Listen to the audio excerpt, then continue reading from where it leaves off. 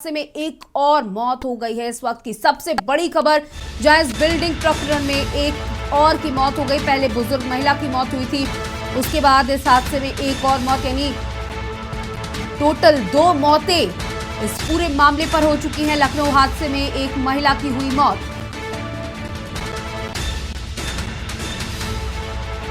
लखनऊ हादसे में दूसरी महिला की भी मौत। सपा प्रवक्ता अब्बास हैदर की पत्नी की भी हुई मौत।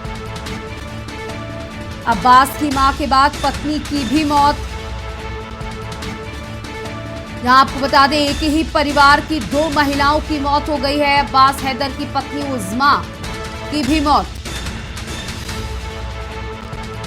सिविल हॉस्पिटल में डॉक्टर ने घोषित किया मृत। एक ही परिवार में 2 लोगों की मौत। मचा कोहराम। हादसे में अब तक 2 लोगों की मौत हुई। लगातार रेस्क्यू ऑपरेशन जारी। मलबे में अभी भी 2 से 3 लोगों के फंसे होने की आशंका। लगातार रेस्क्यू ऑपरेशन जारी। मलबे में अभी भी 2 से 3 लोगों के फंसे होने की आशंका। हमारे साथ ब्यूरो चीफ मनीष जुड़ चुके हैं। जी मनीष जी, एक और मौत, एक ही परिवार की 2 महिलाओं की मौत, परिजनों में कोहराम मचा हुआ है। अभी रेस्क्यू का कार्य कितनी तेजी से चल रहा है?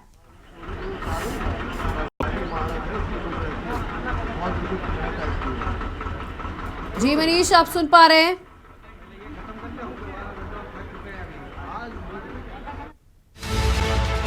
तो हम संपर्क साधने की कोशिश करेंगे। हमारे संवाददाता ग्राउंड जीरो से जुड़े हुए हैं, जहां पर लगातार एसडीआरएफ और एनडीआरएफ की टीमें राहत बचाव का कार्य कर रही हैं। जहां इस घटना को 15 घंटे से ज्यादा का वक्त हो गया है और अब्बास की मां के बाद अब उनकी पत्नी, अब्बास हैदर की पत्नी उज़्मा का निधन हो गया है। आपको बता दें, 15 घंटे से ज्यादा उन लोगों ने मलबे के अंदर सफर किया, कोशिश की कि किसी भी तरीके से वो अपने आप को चेतन रख सके, लेकिन जब उनको बाहर निकाला गया और वो अस्पताल तक पहुंची, तब तक उनकी मौत हो चुकी थी। और हमारे ब्यूरो चीफ मनीष श्रीवास्तव जुड़ चुके हैं। जी मनीष, आपको आवाज आ रही है? यार क्या करें बताओ। एक और मौत, यानी कि 2 महिलाओं की मौत हो गई है। मनीष, एक ही परिवार की 2 महिलाएं। रेस्क्यू का कार्य कहां तक पहुंचा? कितने लोग अभी भी दबे हुए हैं मलबे में? देखिए, अब जो रेस्क्यू का कार्य जारी है और लगभग 1 या 2 व्यक्ति के दबे होने की बात कही जा रही है और एनडीआरएफ की टीम लगातार रेस्क्यू ऑपरेशन में जारी है। और जो दूसरी महिला का भी रेस्क्यू किया गया था, उनकी भी मौत की पुष्टि हो गई है। अब जो लोग, अभी 2 लोग निकाले गए और दोनों की मौत हो गई है। एक बड़ी घटना। अब इसको लेकर के पूरा महकमा जो है चिंतित है और एफआईआर की कार्रवाई तेज कर दी गई है और लगातार अपराधियों के खिलाफ शिकंजा कसने की भी तैयारी है। एलडीए की जहां तक बात करें, एलडीए के अधिकारियों पर अब गाज गिरने की पूरी उम्मीद जताई जा रही है, क्योंकि एलडीए ने 2009 में इस बिल्डिंग को खड़ा करने के लिए नक्शा पास कराने के एलडीए विभाग गया था और एलडीए ने इसको, नक्शे को जो है पास नहीं किया था। इसकी कंपाउंडिंग जमा की 2010 में। 2010 में कंपाउंडिंग जमा करने के बाद भी 2 मंजिला इमारत बनाने की बात की गई थी और ये 5 मंजिल इमारत खड़ी कर दी गई। ऐसे में सीधे तौर पे पूरी तरह से अगर जिम्मेदार है तो एलडीए विभाग है। कंपाउंडिंग जमा करने की जब बात हुई थी, कंपाउंडिंग की हम आपको बात बताएं तो कंपाउंडिंग उस समय जमा की जाती है जब नक्शे को पूरी तरह से अगर नहीं सही पाया जाता, उसके बाद उसकी एक फॉर्मेलिटी करी जाती है, उसका जुर्माना लगाया जाता है, उसी को कंपाउंडिंग कहा जाता है। उस कंपाउंडिंग के जरिए वो धनराशि जमा की जाती है और ये धनराशि जमा करने के बाद भी पूरी तरह से अवैध रूप से इस बिल्डिंग को खड़ा किया गया। और अब जिस तरह से 2 मौतों की पुष्टि हो गई है और एक शख्स और अभी इस बिल्डिंग में दबे होने की बात कही जा रही है कि ये शख्स अभी एक और है, इसको लेकर के कार्रवाई की जा रही है और उम्मीद जताई जा रही है कि एनडीआरएफ की टीम शायद उनको सुरक्षित निकाल सके बाहर, क्योंकि समय जैसे जैसे बीत रहा है समस्या और बढ़ रही है, क्योंकि लगभग 17 से 18 घंटे होने को आए इस पूरे रेस्क्यू ऑपरेशन को करने के समय और अभी भी सभी अधिकारी पूरी तरह से मलबा को यहाँ से हटाया जा रहा है।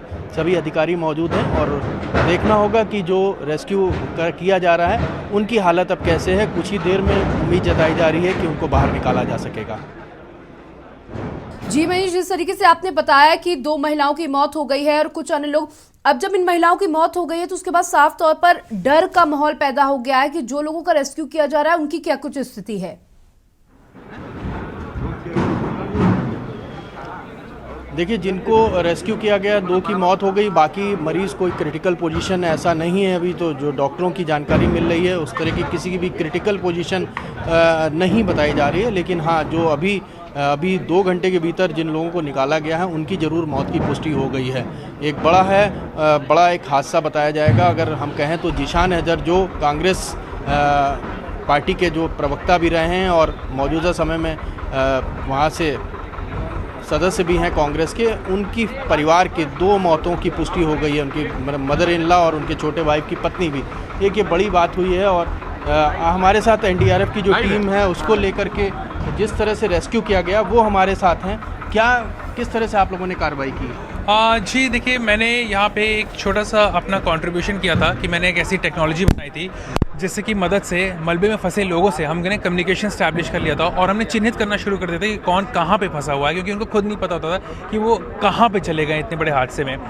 तो ये टेक्नोलॉजी होम ग्रोन है, कल ही हमने बनाई थी अपने प्रयोगशाला में।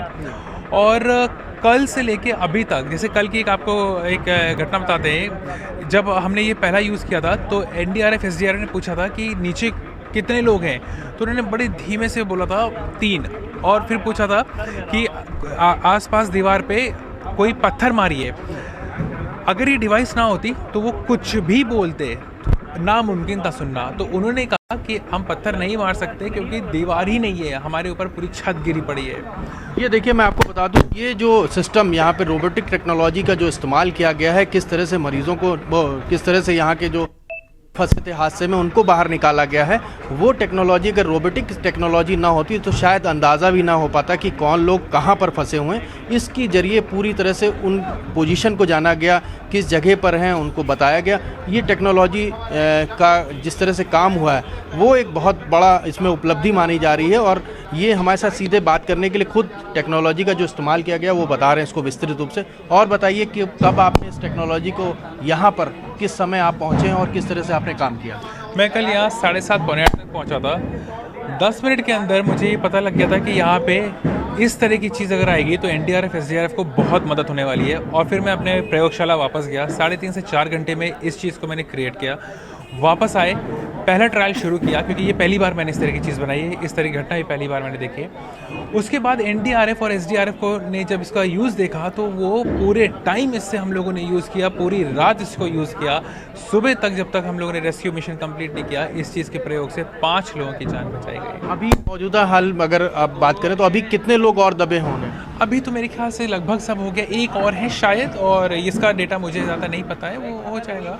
आपकी ये डिवाइस कैसे काम करती है, जरा से इसके बारे में और? जी, ये hyper sensitive audio receptor system है। हम एकदम चैनलाइज ऑडियो स्टार्ट कर सकते हैं। अगर कोई इंसान सांस भी ले रहा है, हम उसके ब्रीदिंग पैटर्न को भी एक्सट्रैक्ट करके ये पता कर सकते हैं कि यहाँ पे कोई जिंदा इंसान है ज़मीन के नीचे दबा हुआ है। जिनकी मौत हुई है, क्या उनके बारे में आपको जानकारी हो गई थी कि इनकी हालत क्रिटिकल है या इनको अब दिक्कत हो रही है? कुछ इस तरह की जानकारी हुई इस डिवाइस से? नहीं, इसका नहीं, बस इस डिवाइस से ये जानकारी हुई थी कि जो लोग फंसे थे उन्होंने ये कहा था कि हमारे साथ कितने लोग हैं, तो उस हिसाब से ऑपरेशन शुरू किया था।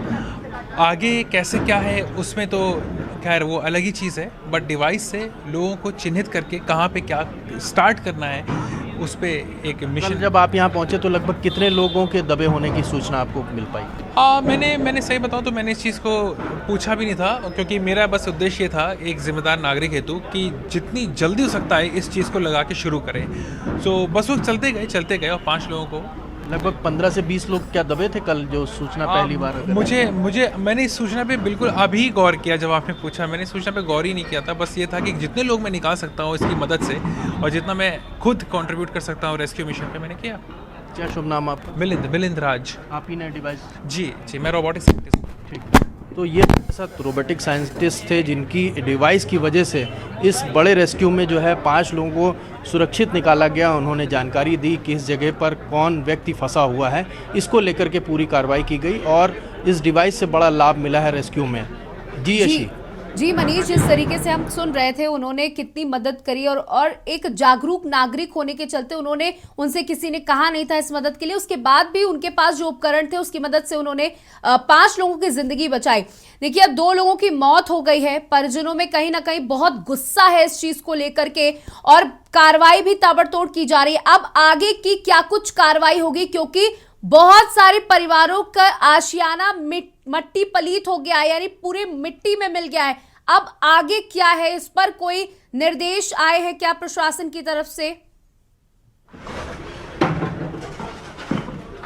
देखिए, अभी जो है जो 3 सदस्यीय कमेटी गठित की गई है, उसको लेकर के मुख्यमंत्री योगी आदित्यनाथ ने साफ तौर से एक निर्देश दिए हैं। रोशन जैकब कमिश्नर लखनऊ के नेतृत्व में ये टीम काम करेगी। इसमें पीडब्ल्यूडी के चीफ इंजीनियर को भी शामिल किया गया है और बहुत जल्द ये कमेटी 1 हफ्ते के भीतर जो है अपनी रिपोर्ट सबमिट करेगी। आपको दिखा दें कि रेस्क्यू एनडीआरएफ का जारी है और देखिए मलबे को हटाया जा रहा है। यहाँ पर लेबर बुला करके पूरी तरह से मलबे को हटाया जा रहा है, साफ़ किया जा रहा है। ये लाइव तस्वीरें हैं, दर्शक देख रहे होंगे किस तरह से बिल्डिंग इमारत खड़ी की गई थी। और सबसे बड़ी बात यह है कि जो बिल्डर है उसके खिलाफ जो उसके निर्माण हैं आसपास इस एरिया में बताए जा रहे हैं, लगभग 8 से 9 निर्माण उसने यहाँ पर खड़े किए हैं। इसी सराउंडिंग हजरतगंज से लेके प्रयागराज रोड के भीतर ये जो है अपार्टमेंट खड़े किए गए हैं यशराज के। और शाहिद मंजूर उस समय कैबिनेट मंत्री भी थे और साथ में विधायक थे। हालांकि ये 2009 की बात है, 2009 में ये एलडीए में नक्शा पास होने के लिए गया था इसका, लेकिन जेई, एई और एक्सियन पीडब्ल्यू जो एलडीए विभाग के जो भ्रष्ट अधिकारी हैं उनकी मिलीभगत से ये पूरा स्ट्रक्चर खड़ा हो गया है। किसी पर भी कोई अभी तक गाज नहीं गिराई गई है। उम्मीद जताई जा रही कि इतने बड़े हादसे के बाद जब मौतों की पुष्टि हो गई तो अब शायद एलडीए वीसी या उनके अधीनस्थ जो कर्मचारी हैं उनके ऊपर गाज गिराई जा सके और इसके खिलाफ जो अधिकारी जो दोषी पाए जाते हैं उनके खिलाफ भी एफआईआर दर्ज कराने की तैयारी की जाए। जी यशी, घटना स्थल पर है और वहां पर आसपास जैसे कि आपने बताया कि राजधान के द्वारा जो भी बिल्डर है उसके द्वारा और भवनों का निर्माण किया गया है, आसपास ही कई अपार्टमेंट्स का निर्माण किया गया है, तो वहां पर लोग काफी मौजूद होंगे क्योंकि इस तरीके की घटना हुई है तो लोगों का चैन से बैठना भी बहुत मुश्किल है। लोग वहां पर लगातार जुड़े हुए हैं। क्या किसी से बातचीत हो सकती है जिनके अपार्टमेंट के बिल्डर वही है जो इस अपार्टमेंट का बिल्डर था?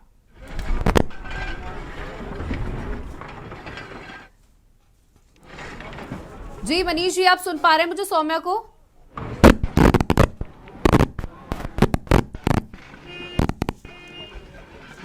जी मनीष, आप तक आवाज पहुंच रही है मेरी? हाँ, हेलो, हाँ सपना।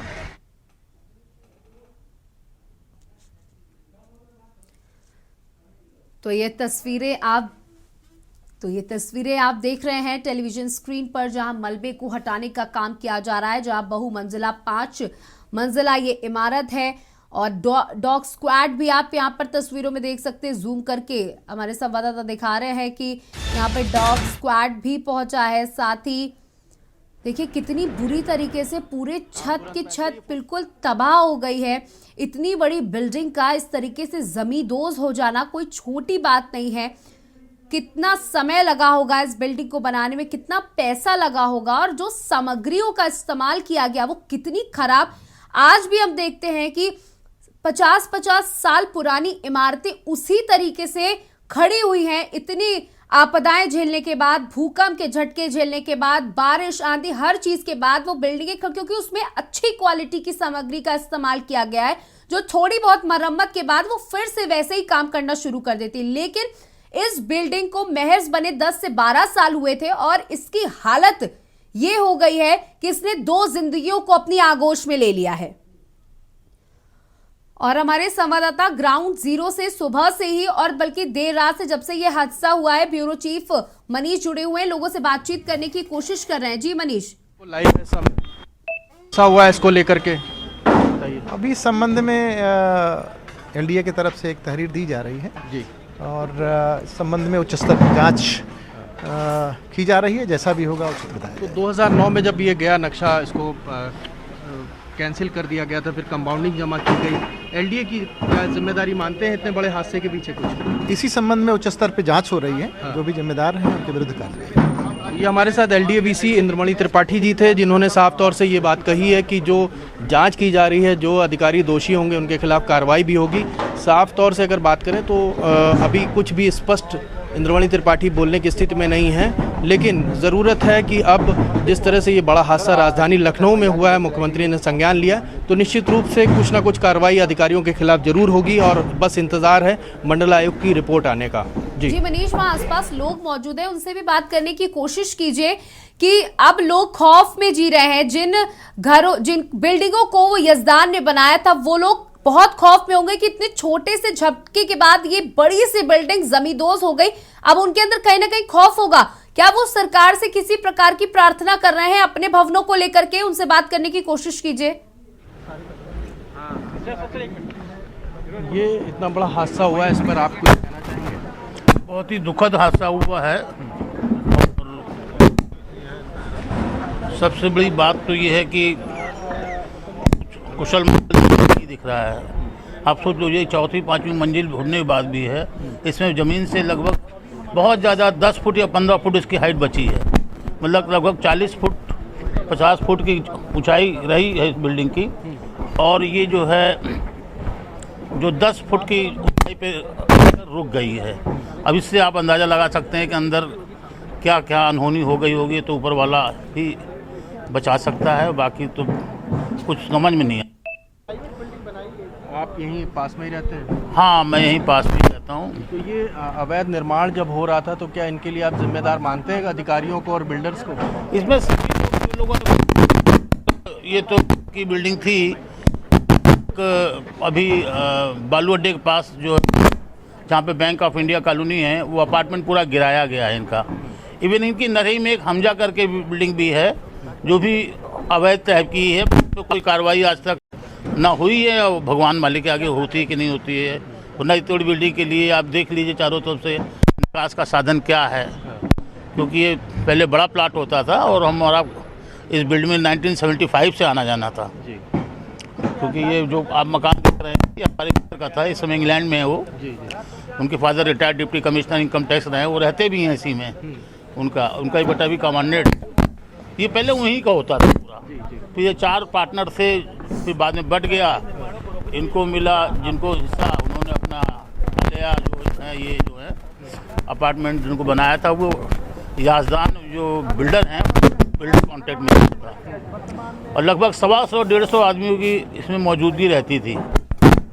इतना परिवार रहता था। 5 मंजिल था ये 5 मंजिल था, बेस में मिला के 5 मंजिल था।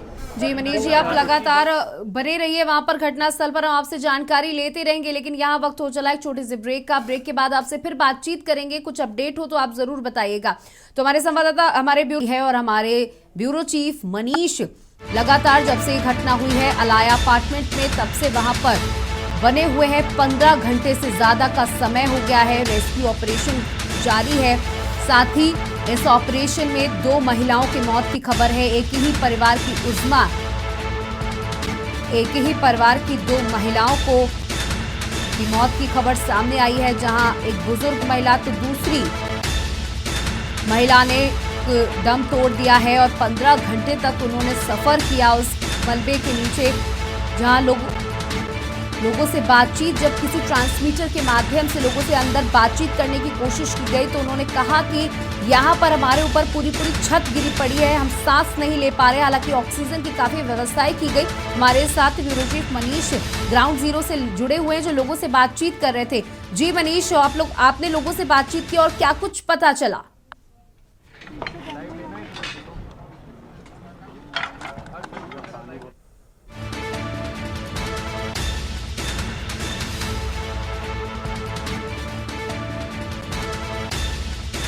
तो इस घटना पे 2 महिलाओं की मौत के बाद कोहराम मच गया है और इस मौत के बाद पुलिस फोर्स की तैनाती भी कर दी गई है।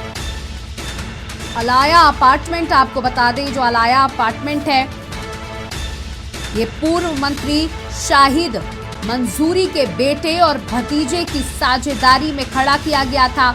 और इस जो बिल्डर है वो बदनाम यजदान ने ये बिल्डिंग बनाई थी। और अभी आप देख रहे थे ब्रेक से पहले जब हमारे ब्यूरो चीफ मनीष बातचीत कर रहे थे वहां पर मौजूदा लोगों से, तो लोगों ने बताया कि ये जो बिल्डर है इसकी एक बिल्डिंग को अभी बुलडोजर चलवाया गया इस पूरी बिल्डिंग पर, क्योंकि मानकों के अनुरूप इस बिल्डिंग को तैयार यजदान द्वारा इस बिल्डिंग का निर्माण कराया गया था और मानकों के अनुरूप बिल्डिंग का निर्माण कराया गया, तो उसे कुछ दिन पहले जमींदोज किया गया। और दूसरा ये प्रकरण सामने आया जहां पर खराब सामग्री बिल्डर यजदान के द्वारा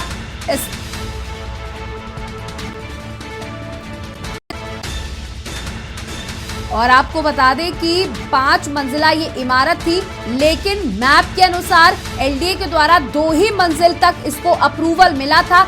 लेकिन क्योंकि ये पूर्व मंत्री शाहिद मंजूरी की जमीन थी, उनका बेटा और भतीजा इसमें संलिप्त था, तो भ्रष्टाचार अधिकारियों द्वारा इसे स्वीकृत किया गया और 5 मंजिला इमारत तान दी गई और उसका नतीजा इन 150 लोगों को खामियाजा भुगतना पड़ा। आपको बता दें इस बिल्डिंग में, इस अलाया अपार्टमेंट में कम से कम 150 लोग रहते थे, परिवार रहते थे और 2 लोगों की मौत के बाद कोहराम की स्थिति है। और इस पूरे मामले पर कई लोग जिम्मेदार हैं, सिर्फ एक की जिम्मेदारी नहीं, वो भ्रष्ट अधिकारी जिन्होंने मानकों के अनुरूप मैप को पास किया। यजदान बिल्डर जो हमेशा से खराब सामग्री के साथ लोगों के आशियानों के साथ खिलवाड़ करता है, लोगों की जिंदगियों के साथ खिलवाड़ करता है। साथ ही ये पूर्व मंत्री के बेटा और भतीजा जिसने यजदान जैसे बिल्डर को ये बिल्डिंग बनाने का पूरा कॉन्ट्रैक्ट दिया। हमारे ब्यूरो चीफ मनीष हमारे साथ जुड़े हुए हैं, अभी लोगों से बातचीत कर रहे थे। लोगों ने नाराजगी जताई कि जो यजदान बिल्डर है ये बेहद भ्रष्ट है, भ्रष्ट सामग्री इस्तेमाल करता है। इस पर और लोगों ने क्या कुछ कहा, मनीष? देखिए, आपको साफ बता दें कि जिस तरह से यजदान बिल्डर को लगातार इनकी बिल्डिंग की अगर बात करें तो एक बिल्डिंग के ध्वस्तीकरण की बात की जा रही है जो बालू अड्डों के पास है, दूसरी बिल्डिंग ये गिर चुकी है, मलबे में तमाम लोग दबे होने की भी और भी आशंका जताई जा रही है।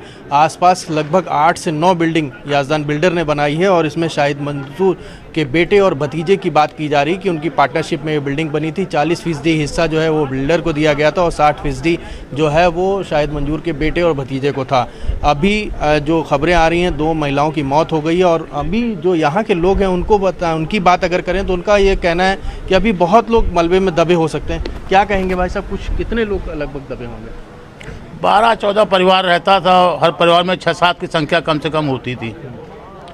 और जहाँ तक हम समझते हैं कि मौजूदा 100 के आसपास की मौजूदगी रही हुई है, क्योंकि शाम का समय था, सभी लोग अपने घर वापस आ ही जाते हैं स्कूल से, कॉलेज से बच्चे, तो अंदाज़ा लगाया जा सकता है बुजुर्ग भी थे, बच्चे भी थे, कुछ लोग सुरक्षित निकाले भी गए हैं। बाकी तो अब ये मलबा हटने के बाद ही पता लग पाएगा कि अंदर की स्थिति क्या है।